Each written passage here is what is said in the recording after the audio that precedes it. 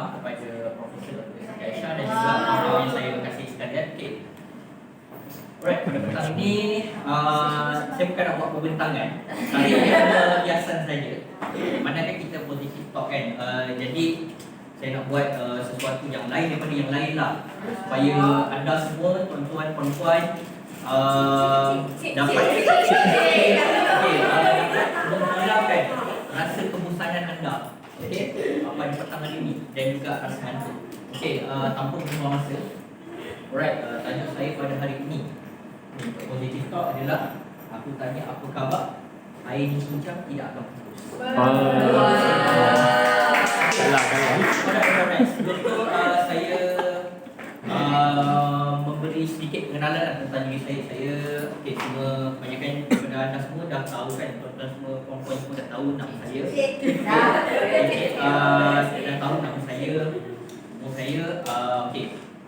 Macam sebelum ni, sebelum saya sertai khusus dekat dunia akademik, saya adalah seorang bekas graduan diploma di sebuah institusi UiTM, Cawangan Pahang, kampus Sarawak. Dalam jurusan diploma pentadbiran awam. Jadi jangan pelik kalau tengok saya berpakaian macam ni, sebab saya memang biasa present pakai macam ni. Present sajalah, tapi kalau untuk kerjaya saya mungkin tak. Alright. Jadi hidup saya ni penuh dengan sebenarnya saya ni seorang yang easy going person. Tapi sebab saya belajar dalam kos yang menuntut saya tata cara, segalanya berkaitan tata cara, protokol, dan tambah pula saya tak minat dengan apa yang saya belajar. Saya hanya ikut apa yang arwah mak saya teruskan dia. Jadi dekat situ saya macam cubalah, saya cuba lakukan sesuatu untuk melupakan, untuk mengurangkan rasa macam rasa bebanan. Maksudnya saya tak suka dengan apa yang saya buat, apa yang saya belajar. Jadi saya pun sertai sebuah pertubuhan. Kalau bekas graduan UiTM kat sini, siapa pernah dengar Komander? Komander kan? Komander, apa ciri-ciri Komander? Saya pun seorang komander juga. Komander Kesatria. Kesatria. Saya dulu pun seorang komander, tapi komander ini adalah komander di Belanda. Dia badan uniform. Kalau untuk pertubuhan ada di bawah akta UiTM, tidak ada Kesatria. Tapi kalau macam untuk cawangan Pahang, Jeka dan Raudah khususnya, kita special. Jadi tak semua yang bernaung di bawah Kesatria, semua pun tak bernaung di bawah Kesatria. Jadi kita ada pecahan kita ada pecahan badan lain lah, Bulan Sabit Merah dan juga siswa-siswi pertahanan awam. Jadi saya masuk ke dalam Bulan Sabit Merah. Bulan Sabit Merah dari sekolah lagi selalu di stigma orang tentang Bulan Sabit Merah ni seorang yang lembik, orang yang lembik biasanya, yang selalu ada dekat dalam badan ni. Jadi bila saya masuk ke universiti, dari situ apa yang saya nak cerita ni berdasarkan tajuk saya, tanya apa khabar, ini tidak akan putus. Dia bukan berkaitan tentang diri saya, tapi dia adalah tentang kehidupan, tentang, saya rasa semua orang lalui, di mana dia adalah tentang persahabatan, tentang kekeluargaan, konflik, dan jalan yang kita pilih. Alright, next. Ini pada tahun 2016. Masa ni gambar yang pertama ni, masa ni kami menghadiri temu duga.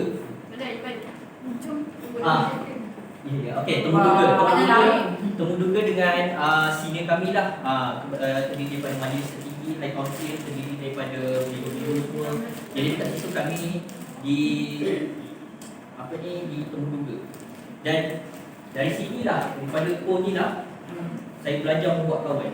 Untuk pengetahuan semua, saya masa waktu sekolah dulu, saya seorang yang sama seperti Farah Suhaila. Saya tambah-tambah pula sebab saya pelajar pindahan daripada sekolah, satu sekolah ke sekolah yang lain. Jadi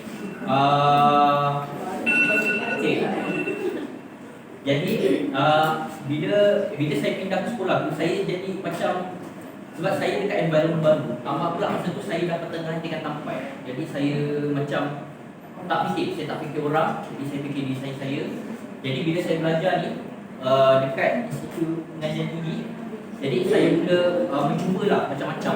Jadi saya masuk pertubuhan ni, badan ni, dan dekat situ saya buat kawan. Okay, salah seorangnya antara dalam semua dalam saya punya tour ni yang paling saya rapat sekali. Ini adalah di masa depan dia adalah presiden untuk batch saya lah, dekat dalam tour saya. Dan dia juga merupakan saingan saya sejak daripada mula kita berkawan, dan kita juga rivalry, kita bersaing. Jadi dalam apa sahaja yang kita buat, kita sentiasa bersaing. Tambah pula dia satu kos dengan saya, cuma kelas yang berbeza, kumpulan yang berbeza, kluster yang berbeza. Jadi kita banyak bersaing. Macam saya ni seorang yang lebih suka pada, saya suka gunakan kreativiti saya. Saya buat sesuatu, saya guna kreativiti. Saya lebih kepada teknikal, fizikal. Manakala dia lebih kepada berfikir. Dia inovatif, orang yang berfikir, seseorang yang dan saling melengkapi, macam konsep tahu yin dan yang. Kami ibarat macam yin dan yang. Jadi kita sentiasalah bersaing. Saya tak nak cerita tentang semua, tapi saya nak spesifikkan pada diri seorang, sebab dia ni adalah boleh dikatakan kawan baik, dan juga seperti kembar saya semasa berada di UiTM Jangan Raw. Okay, jadi di tahun 2017 kami mulakan sesi latihan. Kena tiap-tiap minggu kena berkawan, berpadan kawan. Okay. Jadi dipendekkan cerita, lepas kami AGM ataupun annual grand meeting, okay, kami mengambil alih tempat sini kami, sebab sini kami semua nak graduate. Jadi okay, dari situ masa yang interview ni, kebetulan saya dengan dia hampir sama. Kita berebut untuk jawatan yang sama. Dia setiausaha, saya pun setiausaha. Guess what? Siapa yang dapat setiausaha? Bukan. Jawapannya, okay, saya bukan setiausaha, dia yang dapat setiausaha. Dia dapat MT, dia dapat majlis tinggi. Jadi saya tak kisah, saya gembira melihat kejayaan dia. Dan mungkin juga saya tak boleh buat apa yang dia buat. Okay, jadi okay, kita teruskan macam biasa selama 2 semester. Kemudian dalam batch kami ni kita bercampur. Jadi bukan semuanya satu batch dengan saya. Jadi ada lagi yang lebih senior daripada kami. Jadi bila mereka dah bersara, dah habis, jadi kami tinggal ada 6 orang saja. Kami hanya tinggal berenam. Okay. Kami tinggal berenam. Jadi 2 keluar, kita ada 6, dan yang lain adalah budak-budak baru. Jadi yang baru ni kita tak adalah, saya tak letak dalam gambar ni. Cuma saya dengan barisan kawan-kawan saya lah yang lain. Jadinya bila kita dah selalu bersama, kita dah selalu berbagi macam-macam lah pendapat, kita meluahkan emosi, meluahkan pandangan, kita sering bertukar-tukar cerita, dan kita jadi rapat. Dan seterusnya kita AGM sekali lagi. Kita AGM. Okey, masa ni lah baru rezeki saya. Alhamdulillah, setelah menunggu hampir setahun lebih, saya dinobatkan, saya masuk sekali dalam majlis tertinggi. Saya jadi setiausaha, tapi nombor 2, setiausaha kedua. Setiausaha pertama perempuan, Aisyah nama dia. Yang dia pula daripada seorang setiausaha, dia naik kepada presiden. Jadi okey, daripada sini bermulanya cerita. Dia sesuatu yang kita tak sangka, di luar jangkaan. Dia berlaku konflik antara kami berdua lah, terutamanya. Okay, saya tak salahkan dia, dan saya juga tak menyalahkan sesiapa. Cuma yang saya salahkan mungkin keadaan yang mendesak kita untuk kita, mungkin hubungan kita jadi macam tu. Jadi saya mula menyepikan diri. Setiap kali kalau waktu mesyuarat saya tak turun, saya macam boleh dikatakan memberontak. Jadi macam ialah sebab kita dah biasa kita kerja dari bawah, dia pula masuk dia dan terus sebagai guru. Jadi setiap orang ada kelemahan dia sendiri. Jadi dia masih menganggap saya macam saya di bawah dia. Tapi ini saya cerita bukan dendam. It's not revenge. Jadi selepas tu saya pun macam Allah pula ada personal, ada hal-hal apa tu yang lebih kepada peribadi lah. So kita pun macam attack each other secara peribadi. Jadi kita macam tak berbaik. Selepas Ahmad saja kita AGM sekali lagi dan semua dah habis, orang baru pula naik. Kemudian saya dan kawan saya, saya dan kawan saya ni kita orang tak bertegur. Sebelum tu kita pernah juga konflik, pernah tak bertegur. Tapi kita cuba duduk, kita cuba berbincang empat mata. Kita cuba berbicara empat mata. Tapi yang kali ni macam rasanya our chemistry is not working lah. Lebih kurang macam tu. Jadi macam dari situ saya rasa macam saya marah pada dia pun saya tak pasti, tapi saya marah juga pada diri saya. Saya rasa marah pada diri saya sehingga kita putuskan hubungan. Lebih kurang kita lost contact lebih kurang hampir 5 tahun lebih kita putuskan hubungan. Lama 5 tahun. 5 tahun tak ketemu siapa. Kita macam, tapi dalam masa 5 tahun tu macam-macam lah. Macam-macam yang bukan saya seorang. Masa saya jumpa itu dia hari tu pun dia ada cerita. Dia pun dia rasa bersalah dia juga. Macam saya lah. Saya rasa saya pikul beban tu seorang sebab saya rasa bersalah. Saya rasa bersalah dengan semua orang. Sebenarnya dia pun ada cerita dengan saya, dia ada juga rasa macam tu juga. Sehingga selepas 5 tahun baru saya mungkinlah Allah nak buka pintu hati saya. Saya pun cuba dapatkan nombor telefon dia dengan orang-orang yang kenal dia. Kemudian saya cuba hubungi dia. Saya bertanya khabar dia. Saya mula kita cuba apa ni, luahkan emosi masing-masing lah maksudnya. Tapi bukannya cerita lama, kita tak buka cerita lama. Kita move on. Kita buka cerita baru, kita tutup waktu lama. Jadi dekat sini pentinglah untuk kita sebenarnya menjaga hubungan silaturahim sebenarnya.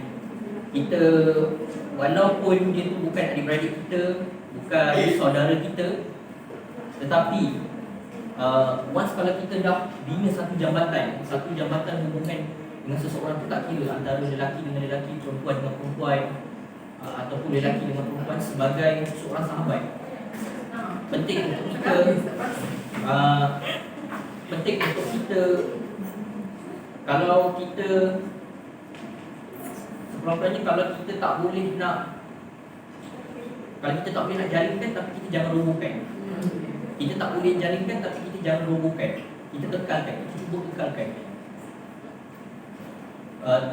talian. Jadi ini gambar yang paling latest. Bandingkan ni masa tahun 2018 saya dengan dia. Dan ini masa raya tu hari nak saya pergi ke Selangor, dekat Pulau Indah, dekat Kelang. Saya jumpa balik dengan dia. Dan masa tu kami seperti apa, bukan macam tak nampak apa yang berlaku. Masa tu kita cuba jadi lebih dewasa, lebih matang. Kita jumpa, kita cuba berbicara empat mata, kita cuba berbicara dari hati ke hati, heart to heart, as a brother. Kita lupakan kisah lama. Kita masih lagi bercakap pasal cerita lama tu, tapi kita macam angin lalu, seperti angin lalu. Kita cuma cerita dan kita ketawa dan kita biarkan benda tu berlalu. Dan moral of the story dekat sini, seburuk-buruk mana pun kawan kita, orang yang kita kenal, once kalau kita dah bina satu hubungan dengan dia, chemistry, macam saya cakap tadi, kalau kita tak boleh nak teruskan menjalin, kita jangan robohkan hubungan tu. Kita cuba kekalkan dan cuba sekali-sekala bertanya khabar. Walaupun dia pun dia sebenarnya masa saya jumpa tu pun dia cakap dia nak tanya khabar saya juga, tapi dia takut yang saya masih marahkan dia lagi. Saya masih marahkan dia dan macam itu juga apa yang saya rasa. Saya pun rasa macam dia marahkan saya pun marahkan dia. Jadi kita macam tak okey, ego sebenarnya bagus. Ego tu bagus. Kalau dalam psikologi itu bagus sebenarnya. Sebab dia conscious mind. Tapi dia communication. Betul. Communication. Dia communication. Sebab kita tak tahu apa yang terbetul dalam hati dia. Dan dia pun tak tahu apa yang terbetul dalam hati kita. Sebelum ni kita pernah berbual bicara empat mata, tapi kita tak secara orang kata mature. Sebab kita sama-sama biasalah darah manis. Kan kita sama-sama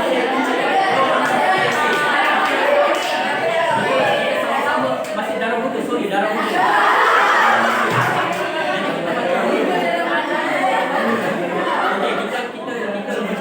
Masing-masing ada barang dia, ada panas dia, ada emosi dia. Jadi kita ada barang kita tak boleh terima apa dia buat pada kita, dan dia juga tak boleh terima apa yang kita buat pada dia. Jadi apa yang perlu saya simpulkan dekat sini, air cincang tidak akan putus. Water will shock, will split, will break. Blood will prevail. Blood is thicker than water. Okay.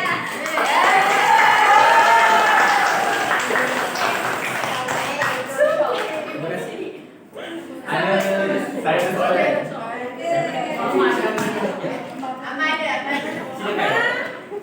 Kita banyak masa lagi.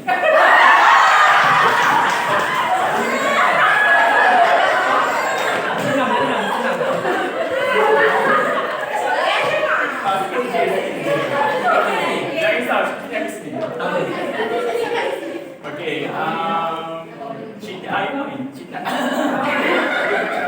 Aiman ni kan, dia macam sangat berkait dengan apa yang berlaku dalam tim kita. Okay, tim kita kan. So, kalau ingat, kita ada pernah menjalinkan hubungan dengan sahabat-sahabat.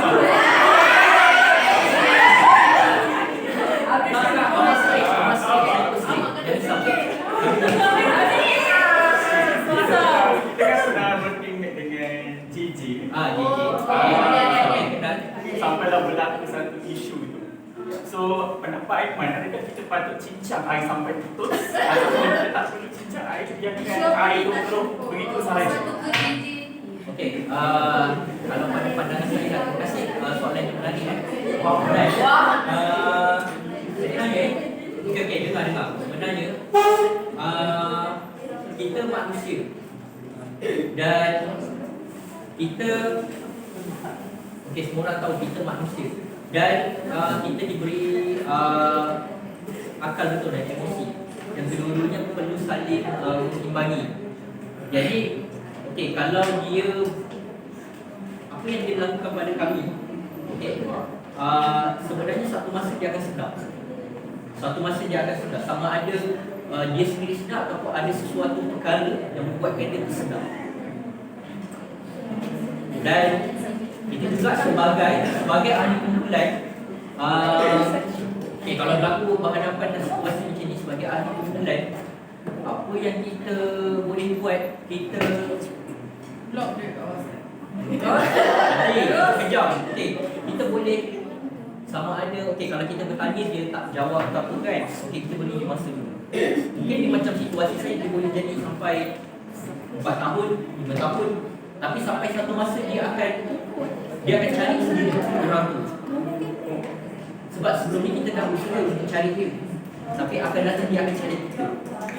Kalau itu pun kalau dia hilang, kalau dia rasa, kalau dia sedar apa yang dia buat itu salah. Dapat tak? Maksudnya Maknanya new file bagi peluang.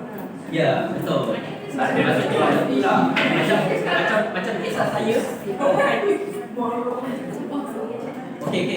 Macam kisah saya. Saya bukan lari.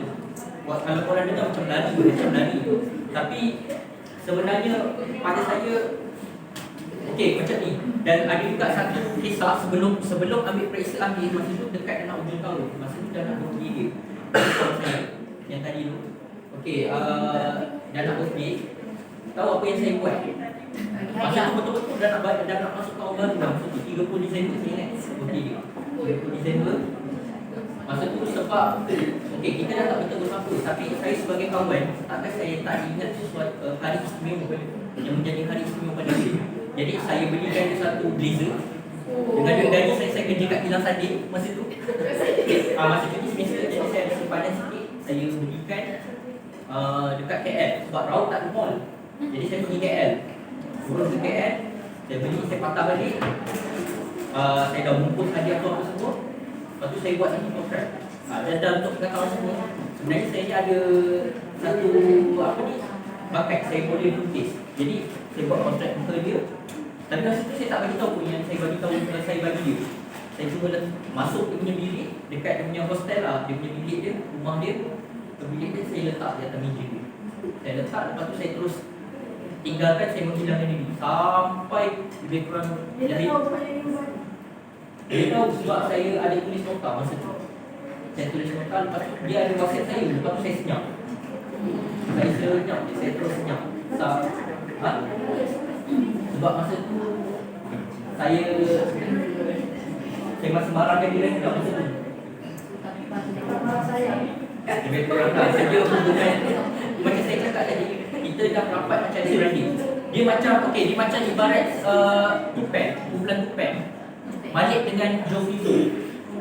Dia dah berpecah, tetapi dia masih lagi, kalau dia buat lagu, Jovizo akan buat lagu kat dalam baik-baik lirik yang mengingatkan kisah dia dengan Malik.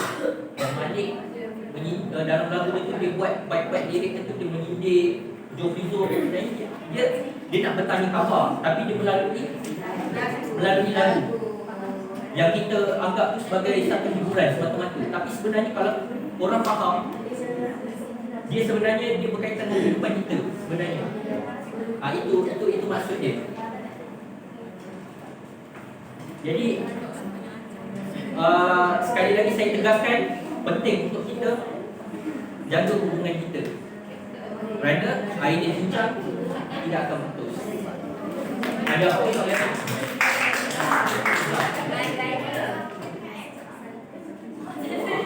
Kenapa bicara empat mata? Sebab boleh pakai sebentar. Tak, bicara empat mata tu maksudnya kita bercakap depan-depan, face to face. Nampak? Dua mata. Kita berbicara depan-depan. Cuma bukan dari hati ke hati, sebab masa itu kita masing-masing muda. Jadi masing-masing dengan barang masing-masing, dengan ego masing-masing. Jadi kita tak menerima pandangan masing-masing. Apa yang saya cakap, you cakap, kita tak terima. Macam tu lah. Jadi selepas 5 tahun baru kita boleh menerima keadaan ini.